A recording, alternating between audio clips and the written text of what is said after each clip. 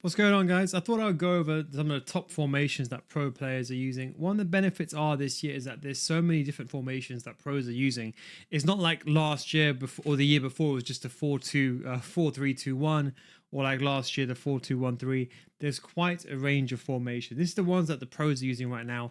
First one is a new one. Actually, I went over this. I saw Tuga using this. In fact, if you want to copy Tuga's code, you can do that on my website for my tactics code. But Tuga used this first, and I'll be honest, that's the first time that I really saw this formation being used quite a lot.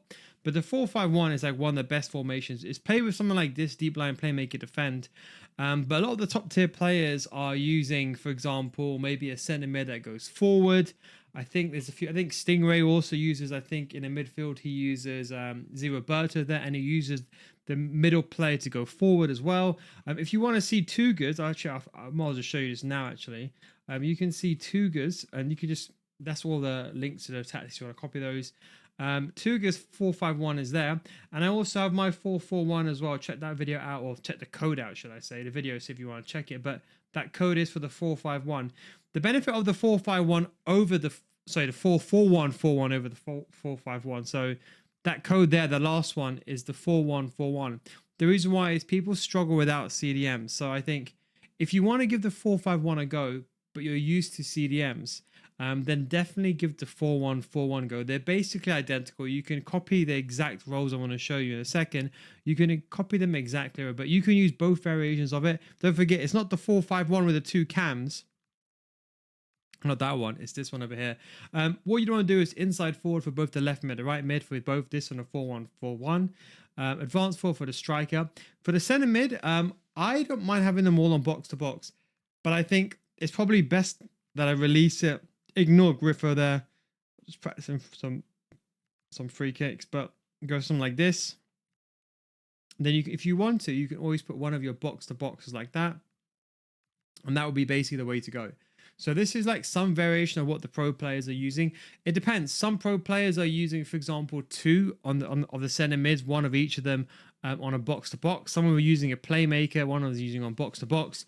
Again, this will be completely up to you. Whatever you prefer here. It depends on how you play. You know, if you're that kind of person that's rotating the ball around and you want to look for those plays to go into the box naturally, you might prefer box to box.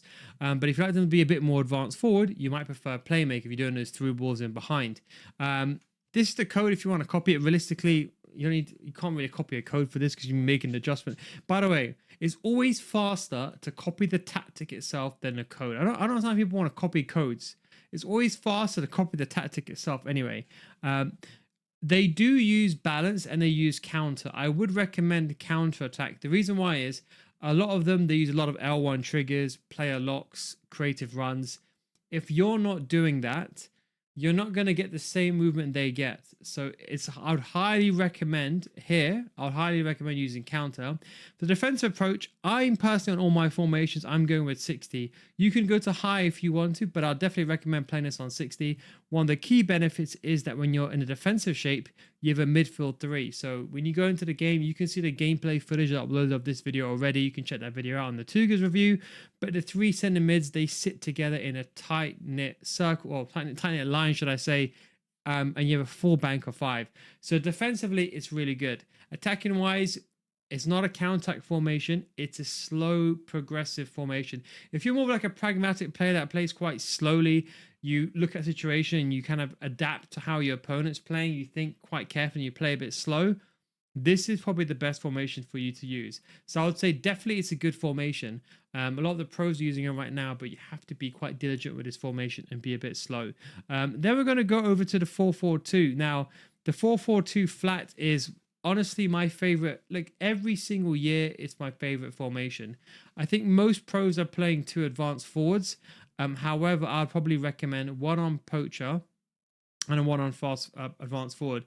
I've also actually tried build up. Build up false nine on attack. Some pros also use Pina here on false nine attack as well. In case you're wondering why, a bit of a positioning, but it's also you can kind of create that 4-4-1-1, and of course for Pina for the first time through balls, she's an incisive pass. Don't forget, she's in a perfect place as well. And for the left mid and right mid, we got both of them just on the inside forward. to be honest, inside forward is kind of the go-to for all the formations, realistically speaking. And then both the center mids, I would say you can put.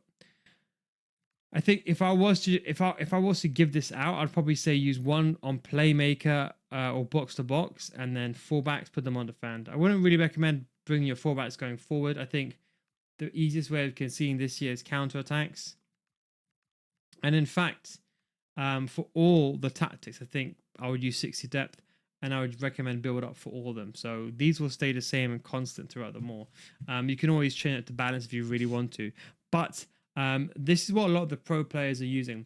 You might see some players like Anders. I think people were getting a bit upset with the way that I was saying it in the other video. Like, you have to be good enough to play this formation. Understand, I'm not trying to be like, I'm not trying to put anyone down or, you know, give any indirect. But when I say that you need to be good to play this system, you actually need to be good. I'm not sitting here lying. I'm just being honest, because at the end of the day, if you give this to most people that watch this video, they're going to struggle. They're really going to struggle. They're just going to blame me. So I'd rather let them know in advance than until, otherwise they're just going to end up using it, and until they know, they're going to struggle. So yes, playing two of them on playmakers, you have to be a good player, because you're going to have no one to defend. Also, when you recycle the ball, you're going to have no one outside the box. So you need to be good enough to pass the ball to your right back or be able to dribble. So that's why I would say this is probably too attack heavy. I would always recommend, I like holding, but a deep line playmaker defend, one playmaker, or probably what I'd recommend my go-to would be a box-to-box. This would be the more conservative option.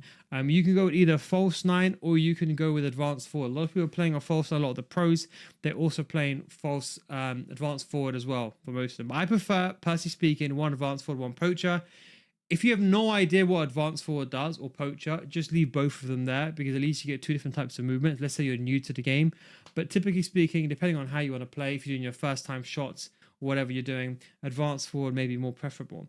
I like one on poacher, so I got a runner basically in behind, and then I got someone kind of standing to get the ball to the feet so I could do some sort of dribbling. But yeah, so they're using a 4-4-2. I think it's really effective. Both of them on playmakers, I like to use it, but even for myself, I find that you have to be really try-harding.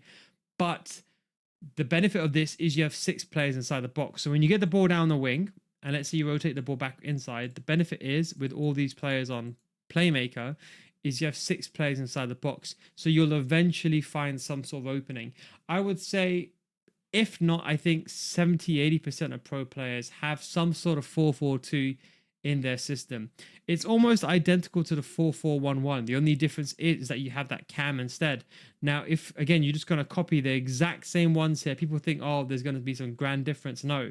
You literally play it the exact same way. So whatever you do on your 4-4-2, you will do the same. So let's say you put one on deep line playmaker, or maybe you put both of them on box to box. Okay, something like this. I personally like the cam on shadow striker, me personally speaking. I understand people like playmaker a bit more. For the first time through balls, they're a bit more closer to your defense, so it can be a bit better with that system if you do, especially do those first time play lock through balls. If you know, you know. But I prefer shadow striker because it kind of emulates a 2-striker system. So if you don't like the 4-4-2 because you feel like your midfield or your cam area is kind of empty, and you like 2 strikers, but you don't want to have just one striker isolated, I would say definitely go with a shadow striker. That way you got a bit of both of the systems, if that makes sense. But I would say this is definitely the go-to formation, I think, for a lot of pro players. Everyone's using this as well. Quite similar to this would be the more conservative option. And when I mean conservative, it's basically identical. The only difference between what you're seeing before, so literally you'll go, and this is the thing, people always do different things. If you're using a 4-4-1-1 and you want to change to a 4-2-3-1 second variation, don't make up the new tactics. Just use exactly what you would use otherwise. But you can see now I have CDMs, so I can put one on deep line playmaker defend. And because there's no box to box, because the CDM, you can use box crasher. I think, to be honest, I think if you are going to use one system, I'd recommend this. You see the 4-4-1-1, the 4-4-2s, I think they're good formations. I think on the top end, they're very, very good. But I think if you're watching this anywhere in Division 10 to Division 3, 4, you have to be a bit mindful. I think with a 4-4-1-1, someone on the same level, I think a 4-2-3-1 with CDMs is a bit better. But I think if you use a 4-4-1-1 up against weaker players, it's easier to beat them. If that, I hope that it kind of sounds contradictory, but the reason why is if you're up against someone on the same level, CDMs probably help you more statistically to defend better by running back with CDMs. Whereas 4-4-1-1 is a bit more aggressive on the attacking start. That's why it's easier to beat someone who maybe is already much weaker than you, that you could beat them anyway. It just helps that cause. So I think it can go both ways. But this is what I'm going to say, with if I had to just give one formation, let's say I had to give one formation or two formations, and let's say you're like, I have no idea what you're talking about. I keep changing tactics every single week. I tried out all of yours. I haven't found one that I genuinely like. 4-2-3-1 wide or 4-2-1-3. Either those two formations is the way to go, because just by having CDMs alone, although statistically speaking, you may have less attacking opportunities, let's say hypothetically speaking, although it's probably going to be the same. But let's say you had less attacking opportunities and less pressing opportunities, you'd probably win more on average, because with CDMs, they sit back deeper, they help you defend better. So you'd probably end up winning more games statistically over a period of like 50 games. So that's why I would say if you're at this stage of the game and you're still stuck with formations, stick with one. Don't keep chopping and changing. This is why I don't throw tactics and say, use this. And if you see my wiki tactics, I make small incremental differences. Even myself, when I'm changing something, I don't make some grand difference unless I'm trying something out. But always make those small differences. Anyway, this is what I would go with for 4-1-4-1, 4-1-4-1, 4-2-3-1, second variation. You can always reduce the depth as well. But I think for most of my formations now, I'm going with 60 depth. It's kind of what I'm going with from that stance. Probably I was a bit ill over the last few days, so that's why there's no videos. But definitely I would say the 4-2-3-1. Are there any other formations? We'll come back to the 5 backs another day. You're not seeing any of the 3 backs. Like I love the 3-5-2. I love playing it. I use it in the elite division. You just cannot play it. Like you can, if you're like smurfing, let's say you're a good player, but you're not playing rivals. Maybe you're in Division 4, but you're actually an elite player or Division 1 player. It's viable to use, but on the top end, you cannot use any of the 3 backs. It's a bit of a shame. 5 backs, different story. We'll talk about that another day. One of them is meta, but let's not talk about it now. 4-3-3 is actually viable, and 4-1-2-1-2. Now, 4-1-2-1-2, we'll come back to. This one is that's a very good formation. This is one of my favorite. I'll make a video on that. I'll come back to that. The 4-1-2-1-2 narrow is a fantastic formation up until Division 2, is what I would say. I think a lot of people indirectly defend a bit better with a 4-1-2-1-2 because it's narrow. You know how I said that 4-5-1? The difference is with this system, if you kind of collapse into that defensive shape, you have the 3 players close by. It's kind of like the same as the 4-5-1. Instead of you have the left and the right mid, you've got a counter-attack threat. Because most people are attacking down the center, a lot of people are actually defending better with a 4-1-2-1-2 second variation. It's common. It's happened in FIFA 18. It's also happened as well because it was good to attack in a narrow system, but also to defend the middle areas in FIFA 18, which was the main key areas of scoring, especially those low drivens and those angles. Not like nowadays, but well, kind of similar actually. But I would say this is a fantastic formation to use. You're not going to be seeing any professional players use it. And people always ask me why. The thing is, it defends a narrow system. The wide areas are just basically open. There's no one there. So that's what I'm trying to say. Up until, technically, I played this in Elite Division. I've actually done this in Elite Division. But when you get to realistically around Division 1 Elite Division, you have to be exceptionally good with using your left center mid and right center mid and running out to defend. So that's why I think anyone that's like Division, if you're watching from Division 10 to Division 2, and you really like the 4-1-2-1-2, and everyone's saying to you, oh, 4-4-1-1 is meta, 4-4-2 is meta, stick with what you like. It's not a bad formation, but I would say once you're in Division 1 level, you be up against people that are using like, the wingers, they're doing 1-2s, first time through balls. You're really going to get exploited down the wings. And I think you don't really face that, have that much of an issue up until you face those better players. You know what I mean? Like, it's kind of like, imagine you're a very good driver and then you just drive in local races, I don't know, with your, I don't know, whatever racing track you have around your house. But then once you enter the Formula One scene, when everyone, or it's like if you play in the Championship and you go into the Premier League, it's a complete different ball game.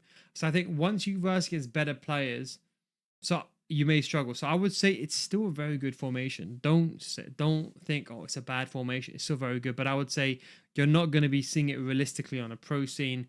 But it is a very viable formation. Below that, I think that is pretty much it. I mean, there is a few other ones. I mean, I like the 4-1-3-2 as well. There's a few other ones, but pros not really using it that much. Pros are also using a 4-1-4-1 to defend the game out, and then you're seeing the 4-2-1-3 and, well, both variations. But you can see most of your 4-4-1-1, 4-4-2, seeing a lot more 4-5-1s and 4-1-4-1s recently, and that's the beautiful thing. At least this year, there's a lot of variety. I think at the pro level, it's a bit different because remember, I don't think people understand. You can give a pro any tactic. I just stop at any point. They can win with any tactic because they're good enough. But the difference is that when you're good enough, you can play with anything. But when you're not that good at the game, or let's say you're not good as a pro player, you have to be a bit more careful in what you choose and what you go with. I would say that patch is coming out next week. I would say if you can attack without CDMs, I'll definitely say use like a 4-4-2. It's more of a pressing formation, but it can really help you. I think maybe 4-4-1-1 might be a better. I think if I had to probably say, maybe there's something better for the average person just because you have that cam. Ignoring the rolls for a second, you have that cam, which is a bit more ahead. And it kind of helps glue the attack together. What I mean by that is in a 4-4-2, you have two strikers up front and then a midfield four. It can be quite scarce in the middle. You have to either bring the ball forward with like a center mid, or you kind of got to build up on the wing area. So something just to bear in mind. So if you're bidding two minds, I would say have one 4-4-1-1 system and have one 4-2-3-1 second variation, like I mentioned on Weekly Tactics videos. And I hope you just enjoyed this quick video. Don't forget, if you want to get better FC, you can come join my. Can't even load it up yet. That's what you call unprepared. See, ill, behind on everything, absolute shambles. Anyway, don't forget, if you want to get better FC, you come join my Patreon. So don't forget, it's not just for new players, also advanced players. Let's say we have the FC school, we have a systematic progressive system. But let's say you just want to abuse the game. We got the Meta Mechanics series, what the pros are doing to score, the amazing through balls, how they're breaking defensive lines. So let's say you just want to get those wins. You're like, Neil, you know what? I know you do like hour-long videos. I ain't got time for that. You can just watch the Meta Mechanics series. Remember, if you don't get better after 1 month, we'll refund you. That's the guarantee. It's basically impossible to not get better after 1 month, as long as you do what we tell you. But if you're new to the game, even a veteran of the game, we've got timeless fundamentals. To understand how everything works, passing, etc., etc. And we also have, of course, the whole FC26 school videos, learning how to defend, uploading more videos. There's going to be some more videos will be coming out next week. We're just waiting for that patch to come out. So there's a few things that I'm just waiting to double check. When I release these videos, by the way, I want to make sure that they are things that I know that's going to be definite. I don't want you to learn things for no reason or things that's going to be patched. So that's the reason why we've gone about it this way. Anyway, links down below in the description. Thanks for watching. Take it easy. Catch you next time. Peace.